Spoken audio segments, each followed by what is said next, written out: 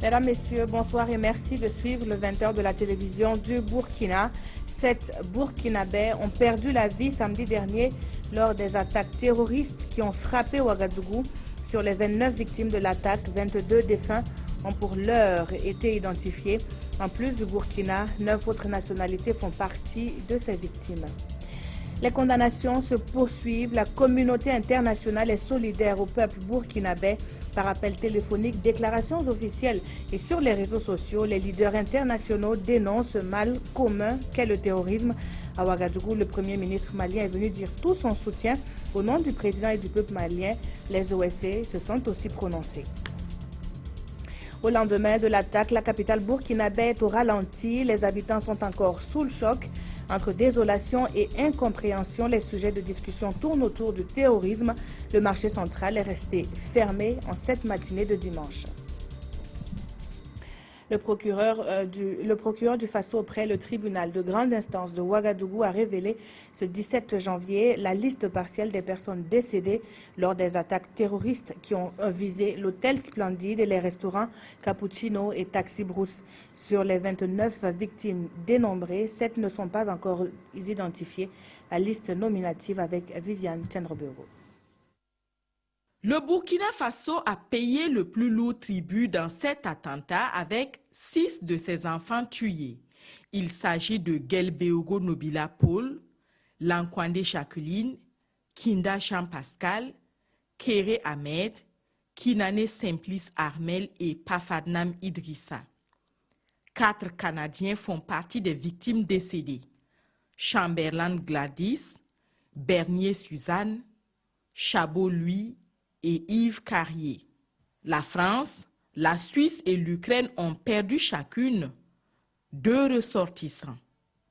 Casier Arnaud, Touati Edi Reda Patrick, Ré Jean Noël, Lamont Georges, Santonima Micha et Vankowska Yana. Toujours au nombre des victimes, on compte un Américain, Michael James, un Néerlandais, Houeveling AM, un Libyen, Abdourahman Mustafa Mohamed, et un Portugais de Oliveira Basto Antonio Miguel. La franco-ukrainienne Santonima Vankowska Victoria fait aussi partie des victimes. Sur les 29 dépouilles recensées, 8 n'ont pas encore été identifiées. Les enquêtes médico-légales sont toujours en cours. Les autorités judiciaires, tout en présentant leurs condoléances aux familles éplorées, les informent que dès que possible, les parents seront appelés pour l'identification et l'enlèvement des dépouilles mortelles. Et puis ce communiqué suite au drame caractérisé par l'attaque odieuse et barbare des djihadistes d'Al-Qaïda au Maghreb islamique. Des citoyens mus par une colère bien compréhensible s'en prennent à des personnes porteuses de barbes fournies, enturbanées ou voilées, de peau claire ou noire.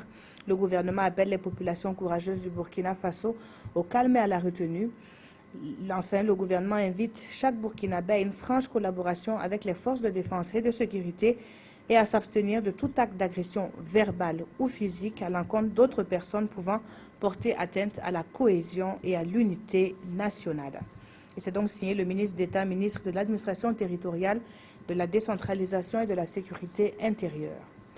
Le procureur du Faso auprès le tribunal de grande instance de Ouagadougou informe que la circulation est fermée au public sur les voies qui traversent les lieux balisés et ce jusqu'à nouvel ordre.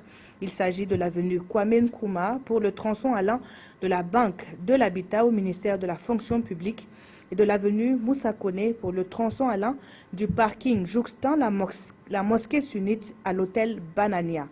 En outre, l'accès aux hôtels Splendide et Yibi est également interdit à toute personne. Jamais le Burkina n'avait subi d'attaques terroristes d'une telle ampleur. Au moins 29 personnes ont perdu la vie ce 15 janvier dans la capitale qui en porte encore les stigmates. Retour sur les lieux avec Moussa Ouedraogo et Frédéric Etienne Bassenga. La scène de crime est encore délimitée. Les curieux tenus à l'écart, les enquêteurs font le travail. 3 endroits cristallisent l'attaque terroriste du 15 janvier, l'hôtel Splendide, le café Cappuccino et le Maki Taxi Brousse. Le Cappuccino, le lieu de l'horreur. Sur la terrasse de ce café, 8 personnes ont perdu la vie, la majeure partie de balles dans la tête à bout portant. Mais c'est à l'intérieur que la désolation est à son comble. 17 vies enlevées, certains par balles, d'autres par asphyxie. Côté Splendide, les impacts de balles témoignent la violence des combats durant la nuit. Les assaillants auraient même utilisé des balles incendiaires pour mettre hors d'état d'utilisation ces véhicules. Des violences qui les auraient contraints à se retrancher dans ce maquis, le Taxi Brousse, où l'assaut final est intervenu. Ces traces de sang symbolisent la position où leur chef a été mis hors d'état de nuit. Un homme de peau blanche, il était cagoulé. Juste à côté, un autre de peau blanche et à quelques mètres, le dernier, mais de peau noire. Merci. C'est vrai que nous sommes revenus sur le site pour effectuer des fouilles, pour voir s'il n'y avait pas d'autres victimes. Et aussi la police scientifique a commencé le travail scientifique. Voilà, pour un peu comprendre comment les choses se sont déroulées. Et c'est sur ça que nous sommes actuellement, parce que je ne peux pas dire plus, comme l'enquête est en cours. Sûrement qu'on aura d'autres informations plus. Donc là, nous sommes vraiment sur le terrain avec des experts qui vont nous aider à comprendre le déroulement des choses, nous comprendre à identifier les auteurs de cet acte ignoble et nous aider aussi pour l'enquête. Des spécialistes français sont déjà à Ouagadougou pour appuyer l'enquête. Une rencontre est prévue entre spécialistes burkinabés et français pour coordonner la suite des opérations. Le Premier ministre malien est venu présenter les condoléances du Mali à la nation burkinabé. De l'aéroport, Modibo Keïta s'est rendu au palais de Kossiam. Puis, sur les lieux de l'attaque terroriste, ce fut l'occasion pour lui de parler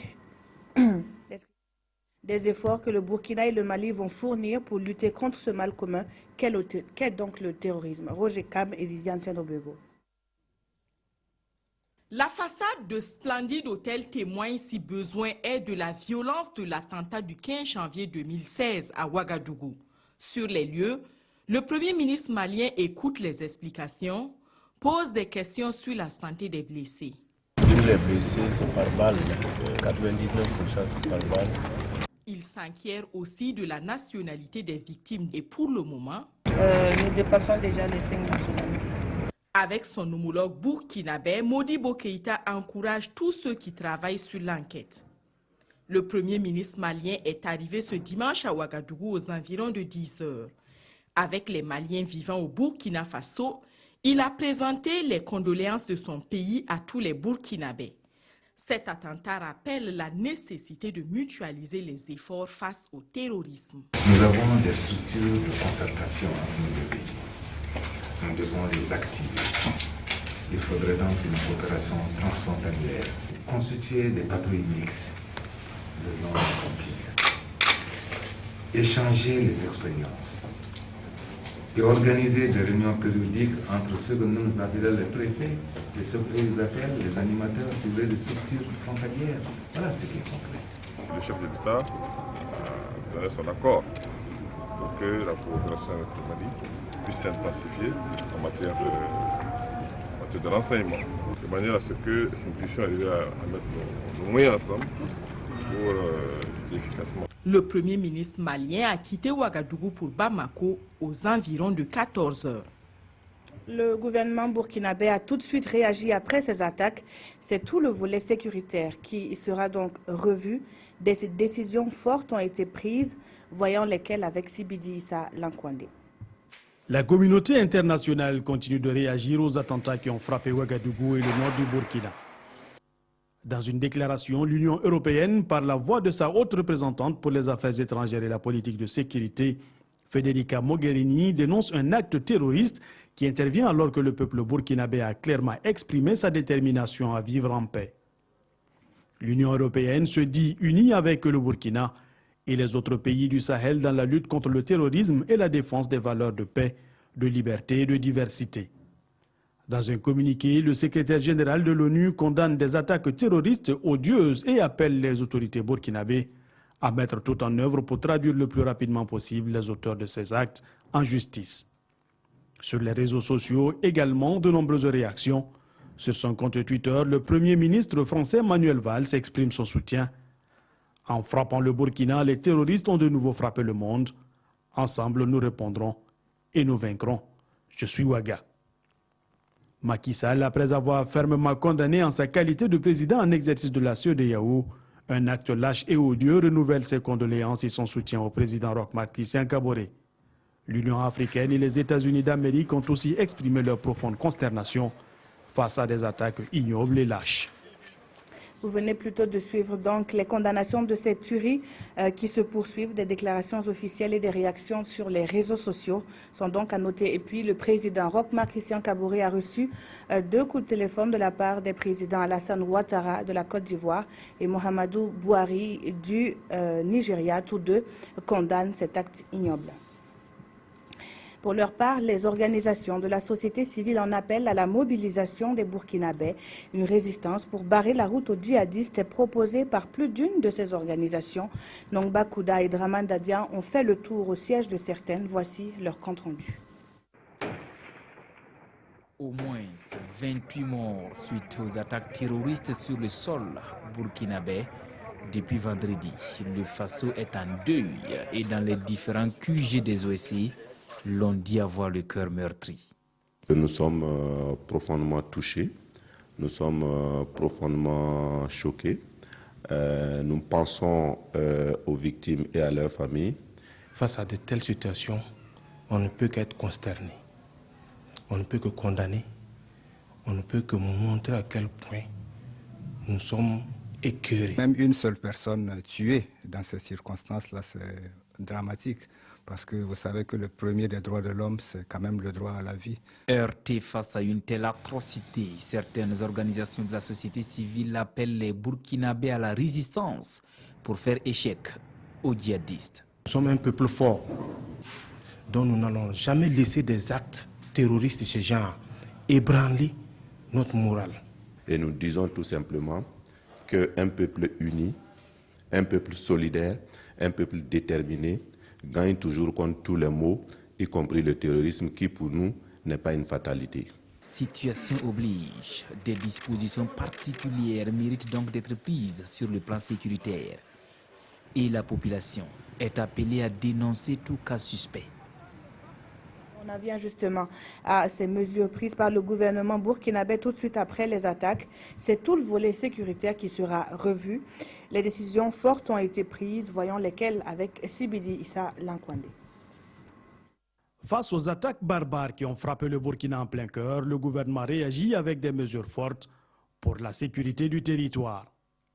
Le Conseil des ministres du 16 janvier annonce le renforcement des contrôles aux frontières pour assurer la sécurisation de ces dernières, mais aussi celle des villes. L'Agence nationale de renseignement sera très vite opérationnelle pour assurer le rassemblement et le traitement d'informations pour une meilleure prévention des actes hostiles. Le travail de l'agence se verra renforcé par la réactivation de la police de proximité qui va permettre une plus grande fluidité du renseignement. Toujours au plan sécuritaire, un comité interministériel voit le jour. Il sera chargé de la formulation de propositions transversales en matière de stratégie sécuritaire à moyen terme. Dans les établissements hôteliers, les mesures de sécurité seront également renforcées. Et sur le plan purement interne, le couvre-feu en vigueur depuis le coup d'État de septembre se voit réaménagé. Il court désormais de 23h à 6h du matin. Au lendemain des attaques du restaurant Cappuccino et de la prise d'otage à l'hôtel Splendide, une cellule d'urgence médico-psychologique a été mise en place. Ibrahima Sombier et Ismaël Diloma Sirima sont allés voir comment fonctionnent ces cellules. Suivez plutôt. À jour J+2 de l'attaque terroriste qu'a connue la capitale burkinabé, la cellule d'urgence médico-psychologique de l'hôpital Yalgado et celle du centre jeune de la Padoue travaillent à soulager les victimes. Les deux cellules fonctionnent tous les jours de 7h à 18h. Pour faire, n'est-ce pas, ce qu'on appelle les séances, n'est-ce pas, de débriefing pour leur permettre de s'exprimer, de décrire ce qu'ils ont vu, ce qu'ils ont fait, comment est-ce qu'ils ont ressenti ces événements, ce moment de calvaire. La prise en charge psychologique de la cellule est gratuite et concerne autant les victimes du premier degré que toute autre personne affectée par les attaques du 15 janvier. Et également une deuxième catégorie, ce sont les familles. Imaginez que vous ayez un proche parent pris, n'est-ce pas, dans cet enfer pendant des heures et des heures, que vous savez qu'il est sur les lieux. Cela fait souffrance, cela fait également traumatisme. À défaut de se déplacer dans les cellules d'urgence médico-psychologiques situées à l'hôpital Yalgado et au centre jeune de la Padoue, les victimes peuvent avoir une assistance 24 heures sur 24 en appelant le 60 37 01 37. Nous avons également fait un tour dans les hôpitaux qui ont accueilli les blessés de ces attaques. 30 sont pris en charge à l'hôpital national Blaise Compaoré. Il s'agit principalement de personnes ayant reçu des balles. Mokhtar Ouedraogo et Pascal Canet nous font le point. À l'hôpital national Blaise Compaoré, les drapeaux du Burkina Faso, de la Chine, Taïwan sont en berne. 30 blessés de l'attaque terroriste ont été admis ici. Tous racontent le même film d'horreur. Alassane Bagna était au 4e étage de l'hôtel Splendide ce vendredi, comme son voisin de lit d'hôpital, quand les assaillants ont fait irruption dans la salle de réunion. Il a reçu plusieurs balles dans les membres inférieurs. Moi, j'ai reçu 4 balles. Donc, une balle qui a frôlé la tête, une balle qui a frôlé par ici, par en bas, et 2 balles au niveau du mollet. Maintenant, ils ont fait une intervention hier. Et ils disent qu'il y a une balle qui s'est fragmentée. Donc, ils ont pu retirer celle-là. Il y a une autre balle qui est logée plus en profondeur au niveau en bas du genou. Et ils ont dit que s'ils essaient d'enlever cette balle-là, ça pourrait plus causer du dégât et je pourrais ne même plus marcher. Ils ont fusillé au hasard. En ce moment, moi, il y a eu 3 balles au niveau du pied, de cuisse et puis du genou. Voilà, donc c'est ça qu'on nous a envoyé ici. Il y a un côté où ils ont dit qu'on ne peut pas extraire parce que c'est rentré en profondeur, c'est le même cas que M. Alassane. Puisque là, ils ont pu enlever la balle, là, ils ont pu enlever, mais là ils disent qu'on ne peut pas l'enlever maintenant parce que c'est un peu en profondeur, ça peut créer d'autres dégâts. Woba, lui, était au restaurant Capuchino. Depuis samedi, il est référé ici avec une fracture ouverte au bras. Malgré sa douleur et son incompréhension, il est satisfait d'être enfin entre de bonnes mains. Ils ont mis le feu au restaurant et tous ceux qui sortaient de là, on les retirait dessus, quoi. Moi, j'ai attendu que vraiment ça soit le moment fatidique pour sortir, parce que je ne voulais pas finir dans les flammes. Donc j'ai dit, bon, autant qu'à faire, au moins qu'il y ait le cadavre dehors qu'on puisse récupérer. C'est comme ça que je suis sorti de là. On a été bien accueillis ici. On avait pratiquement toute l'équipe autour de nous. Le directeur général et son directeur technique sont sur les qui-vive. Tous les blessés qui arrivent doivent être immédiatement pris en charge gratuitement. Ce sont des instructions des autorités. Pour ce qui est des blessés qui nécessitaient une intervention chirurgicale, ils sont au nombre de 7. Nous les avons tous opérés. Ils sont en voie de guérison. C'est dans cet hôpital également que les 2 blessés de l'attaque de Tinakov sont soignés. Dans l'ensemble, l'état des hospitalisés est satisfaisant. Aucun décès n'a été enregistré. Au total, une 60aine de blessés sont actuellement donc pris en charge dans les grands centres hospitaliers de Ouagadougou. Les responsables de ces hôpitaux et le ministère de la Santé font le point des victimes enregistrées. Le compte-rendu avec Gérard Sommet et Yankiteda. Le point des blessés enregistrés dans les formations sanitaires de Ouagadougou est au cœur de cette rencontre. 69 y ont séjourné après les attaques djihadistes orchestrées à Ouagadougou et dans le Sahel burkinabé. Dans nos formations sanitaires, nous n'avons pas enregistré de décès. Donc les structures se sont vraiment bien organisées pour assurer la prise en charge des différents blessés. Et à ce jour, nous ne rencontrons pas de difficultés particulières pour leur prise en charge, mais nous avons voulu faire le point ensemble, surtout de voir pour la suite comment nous allons faire pour que les blessés qui sont toujours pris en charge dans nos formations sanitaires, qu'ils puissent continuer à recevoir les soins de qualité et leur permettre aussi de retrouver la famille avec beaucoup plus de quiétude.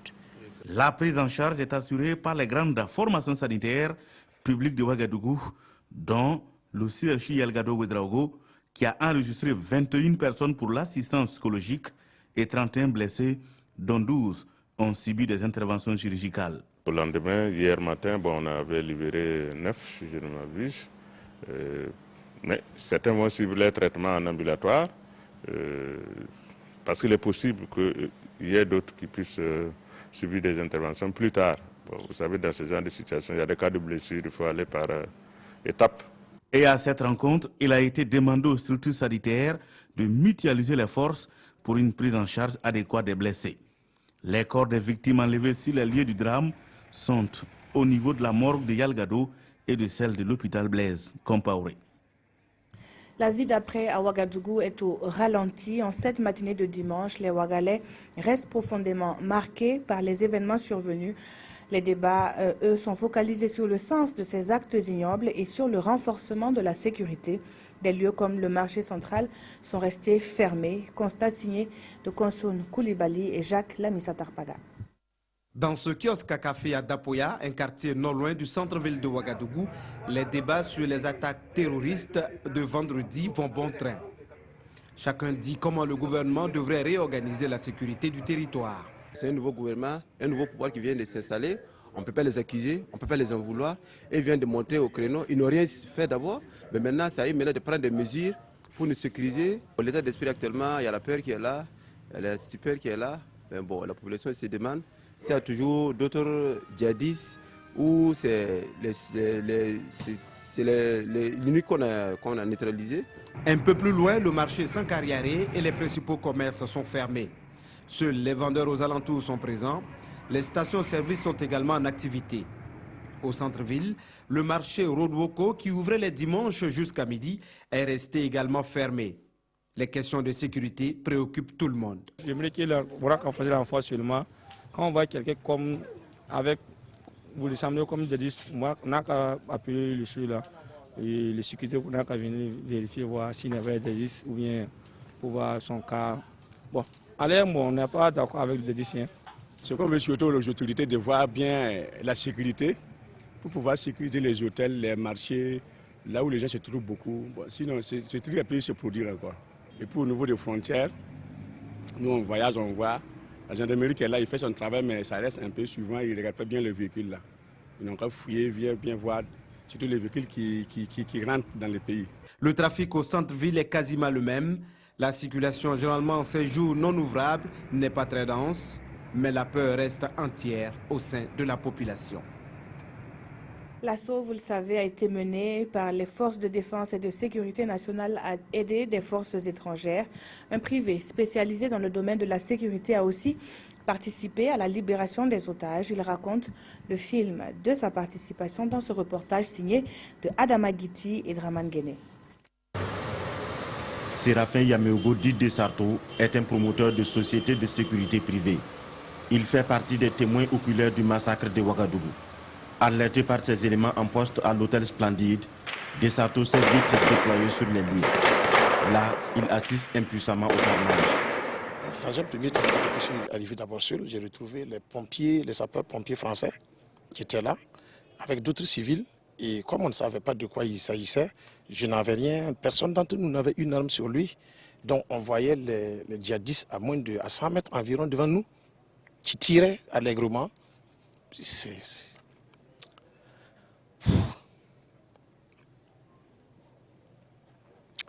Alors ils tiraient sur les gens et on était très en colère parce qu'on n'avait rien. Alors moi je suis reparti rapidement, j'ai repris mon matériel. À son retour, l'offensive terroriste se poursuivait encore. Il s'engage volontiers à côté des forces spéciales étrangères et nationales et participe à l'exfiltration des otages. On a réussi à faire sortir pas mal de gens au niveau de UBA. On a fait sortir une vingtaine de personnes. Au niveau des services qui sont à côté également, on a réussi à faire sortir peut-être une soixantaine de personnes au total. Et on a gardé notre position et on donnait donc les informations au commandant de l'unité de la gendarmerie qui venait donc pour l'intervention. De Sarto était donc engagé à secourir des civils aux mains nues dans un milieu où la force de feu était à son comble. Ce même jour, vendredi 15 janvier, dans l'après-midi, un convoi officiel a été attaqué dans le Sahel burkinabé. 2 personnes ont trouvé la mort. L'une d'elles, un gendarme du nom de Alain Kabouré, maréchal de logis, chef, appartenait à la brigade de gendarmerie de Tinakov. Alain Kabouré a été inhumé ce dimanche au cimetière militaire de Dori. Âgé de 33 ans, il laisse derrière lui une veuve et 3 enfants. Autre point de l'actualité, le dialogue interculturel et interreligieux en débat à Ouagadougou. L'initiative est de l'UFC, l'Union fraternelle des croyants de Dori, qui a organisé une conférence publique. Humanité et religiosité, quelle relation pour un monde meilleur, une thématique plus que d'actualité. Konsoun Koulibaly, Oumou Sissé, reportage. Humanité et religiosité, quelle relation pour un monde meilleur? La réflexion est lancée à cette conférence de Ouagadougou. Il s'agit de rappeler les fondamentaux des religions basés sur l'acceptation mutuelle et qui fait du respect et la tolérance les principes essentiels pour une paix durable. Le dialogue pour la paix doit être une préoccupation permanente de tout être, encore plus des religieux. Organisée dans un contexte national et international, marqué par les attaques terroristes, la présente rencontre va permettre d'aborder la thématique de fond en comble afin de déconstruire certains préjugés qui sont source de discorde sociale. La dissociation qui s'est produite progressivement entre 2 identités qui posent aujourd'hui problème, qui est devenue problématique, c'est-à-dire l'identité être croyant et l'identité être humain. Il y a une méconnaissance criarde des principes, des finalités de toutes les religions qui partagent notre pays et notre terre en général. Initiée par l'Union fraternelle des croyants de Dori, cette conférence s'inscrit dans le cadre de ses activités d'information, de sensibilisation et d'éducation à la paix, des valeurs qu'elle défend depuis sa création en 1969. Une bande de malfaiteurs dans les filets de la police nationale. Au nombre de 12, ils ont été appréhendés par les éléments de l'unité d'intervention polyvalente. Les bandits, qui ont tous reconnu leur forfait, ont été présentés vendredi dernier à la presse. Le point avec Issa Kafando et Maxime Zongo. Suite à de multiples plaintes formulées par de nombreux citoyens, l'unité d'intervention polyvalente de la police nationale a décidé de passer à l'action.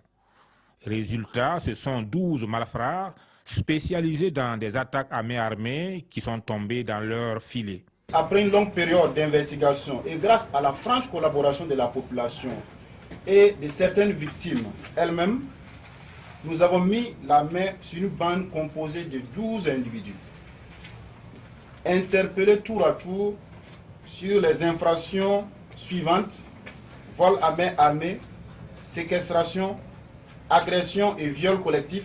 Ces individus ont tous reconnu les faits à eux reprochés. Ces bandits qui ont été présentés ce vendredi à la presse nationale appartiennent à un même réseau. Ils avaient pour cible des domiciles à Ouara 2000, des maisons de tolérance, des stations de service, des boutiques et bien d'autres lieux qu'ils estimaient porteurs. Des armes à feu, des téléphones portables, des postes téléviseurs, des engins à 2 roues, des billets de banque et bien d'autres objets de luxe. Voilà le butin retrouvé après investigation. L'appel de la police nationale à l'endroit de toute la population: collaborer avec les forces de sécurité. Les numéros verts disponibles, le 1010, le 17 ou le 16. Tout de suite après ce journal, un plateau spécial vous est proposé. Quelle riposte au terrorisme? C'est le thème central de ce débat. Fousseni Kindo. Peggy Ouedraogo, bonjour madame, monsieur, bonsoir et merci de nous rejoindre ici au studio production de la RTB. Alors Fousseni Kindo, donc tout de suite après ce journal, vous proposez une édition spéciale donc, qui porte sur la riposte au terrorisme. Tout à fait. Je serai en compagnie de spécialistes du terrorisme, mais aussi de la géopolitique pour tenter de répondre à cette interrogation. Comment venir à bout du terrorisme sous nos latitudes? Quelle riposte adéquate apporter à ce phénomène de plus en plus répandu dans la sous-région? On parle de mutualiser les efforts de lutte, mais comment cela pourrait se mener si les regroupements des pays dans la sous-région donnent des résultats timides? Il s'agira donc de discuter au cours de ce débat des stratégies antiterroristes à la fois sur le plan politique, sur le plan social, mais aussi sur le plan économique. En somme, nous parlerons des réponses au terrorisme qui combinent les questions de sécurité, de développement, mais aussi de promotion des droits humains. Et donc, ce sera donc à partir de 21h. Merci, Fousseni Kindo. Je rappelle pour vous ces différents communiqués. L'un du ministère de l'administration territoriale, de la décentralisation et de la sécurité intérieure, suite au drame caractérisé par l'attaque odieuse et barbare des djihadistes d'Al-Qaïda au Maghreb islamique qu'a connu le peuple burkinabé le vendredi 15 janvier. Des citoyens mus par une colère bien compréhensible s'en prennent à des personnes porteuses de barbes fournies, enturbanées ou voilées, de peau claire ou noire. Le gouvernement appelle les populations courageuses du Burkina Faso au calme et à la retenue. Le gouvernement invite chaque Burkinabé à une franche collaboration avec les forces de défense et de sécurité et à s'abstenir de tout acte d'agression verbale ou physique à l'encontre d'autres personnes pouvant porter atteinte à la cohésion et à l'unité nationale. Et puis le procureur du Faso Près, le tribunal de grande instance de Ouagadougou, a révélé ce 17 janvier la liste partielle des personnes décédées lors des attaques terroristes qui ont visé l'hôtel Splendide et les restaurants Cappuccino et Taxi Bourse. Vous avez donc pu suivre cela en début de journal. Et aussi, le procureur du Faso invite les populations à rester hors de l'avenue Kwame Nkrumah et des routes jouxtant donc cette avenue. Merci d'avoir suivi ce journal qui s'achève. Très bonne suite de programmes sur la télévision du Burkina.